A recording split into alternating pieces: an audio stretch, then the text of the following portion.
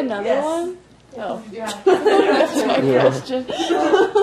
Did you have any difficulty reconciling some of the older work with the newer work since the book collects so many years worth of writing? I think that was up to like Michael's genius, because it was like kind of a clusterfuck, pardon my language, but like it was like a lot of material, and it was like hard to know like what fit, and like he was kind of a genius in like putting structure in it and helping me like know what was going to work and thematically and like chronologically. So it's kind of like a mixture of both chronology and thematically. So I think it turned out okay. So yeah. Anyone else? Naomi. What are you going to do with all the memoir material that you were working on? Some of it made it into the book, or? Some of it made it into the book. My memoir was my thesis. My unfinished memoir was my thesis. And since I got out of school, I'm kind of like really rethinking it. And I don't know at this point. Like I'm kind of thinking I'm going to totally like not scrap it, but just do something else. I don't know. I mean, eventually, but the story's like not over, you know. So, yeah. One hopes. Yeah. Anyone else? Yeah. Did you view it as a risk to go with someone like Mike who hadn't published anybody yet? Well, I think truthfully, no, I didn't. Maybe I should have, but it's my first book, and I was really honored, actually. So I don't think it was a risk. No, not at all. Yeah. Can I chime in? So we recently rehashed this conversation we had. I actually did publish a book before Martha. Lisa Wells' book, which might be available. I think it is. It might be. Who knows? But Lisa demanded that she read my unpublished novel, which I'm glad is unpublished, before I would before she would agree to put the book out with me, because she wanted to know if I was a decent writer. Martha just said, "If you like my work, you must be a decent writer."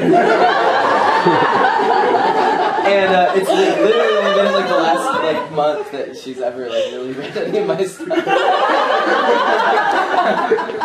So it was a gut thing. It was a gut thing. It was a gut thing. What has been the hardest part about publishing books like this? Getting them in stores. Yeah. Yeah.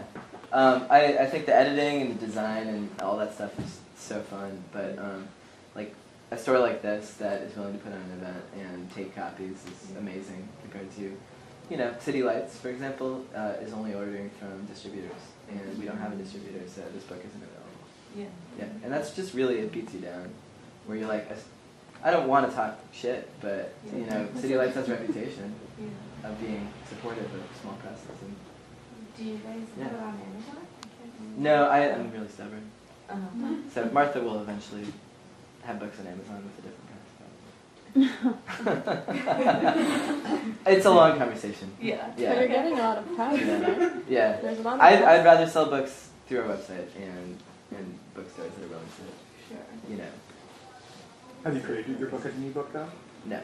So even independently? Martha should be getting the questions. Just physical books right now. What's your next book going to be about? Well, I've been thinking about, thank you for assuming that I will have a next book. Check back in like 8 years. No, I've been thinking about actually doing a book about my grandparents, Frank, and telling their story.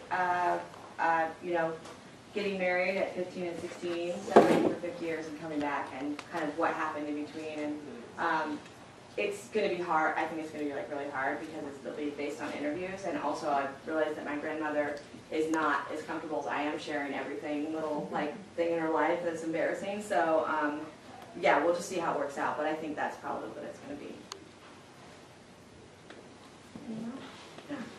When you were on the radio, the Jefferson interview, I didn't get to listen to the whole thing, but did you get any call-ins? No, there were no call-ins. No call-ins? No, but when we did read in Ashland, everyone that was at the reading had listened to the radio show, so if we hadn't done that, we would have gotten no one at the reading. Did people come to ask questions about it? One guy, I don't know how many people have read the book, but the beginning is anecdotal stuff, funny stuff about working in a cheese department. And one large section is people coming up and saying really random, weird, funny things to me. And I realized like everyone in the audience was probably over the age of like 50. And that section has a lot of like, this old person, like, over and over again. I was like having a panic attack on stage. And then one of the guys in the audience asked me, so did any of those people know that they were going to end up in your book when they asked you those stupid questions? And I was like, I will be mentioning you. No. You almost mentioned it on Facebook. Yeah. And then going around to these readings, what kind of reception have you had of your book from strangers, not just your friend from CCA? Well, a lot of people I know, a lot of people that I don't know haven't approached me at readings, but it's more like people that have found my information and like emailed me, so, or just like feedback from my friends and friends and stuff like that, so, Yeah, have you gotten a lot of, like, any other Cushing folks?